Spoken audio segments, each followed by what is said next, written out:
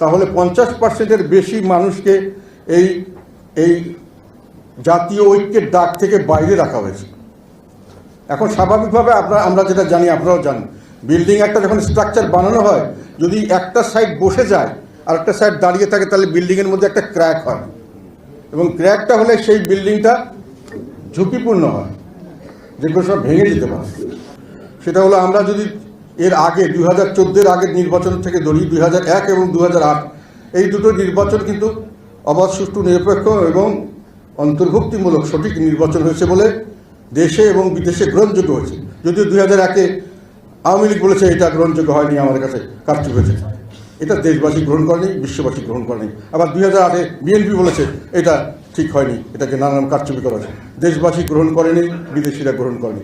সেই নির্বাচন দুটির ফলাফল নিয়ে তাহলে আপনারা বুঝতে পারবেন যে দলগুলির কার কত ভারী এবং কে কতটুকু রিপ্রেজেন্ট করে জনসমর্থন। বিএনপি 2001 সালে সরকার গঠন করেছিল বিপুলভাবে নির্বাচন, 193টি সিটে, 300 সিটের মধ্যে সরাসরি নির্বাচনে 193 সিটে তারা জয়লাভ করেছিল।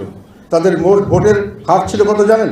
টোটাল ভোটের 40.997, 41-এর একটু কম পার্সেন্টেজ অফ ভোটস বিএনপি এককভাবে।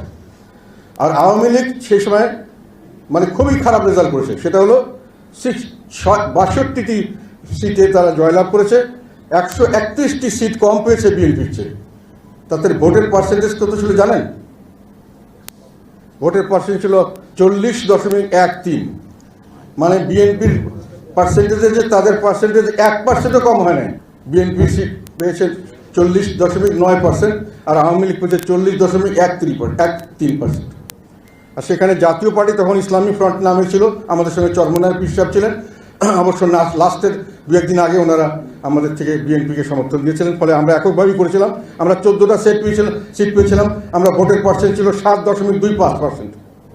আর জামাত ছিল তখন একটা ভালো ফ্যাক্ট, ওখানে এখনও বড় দল তারা মোটামুটি, সেখানে তারা 17টা সিট পেয়েছিলেন 2001 সালে এবং 4.28% ছিল তাদের ভোটের হার।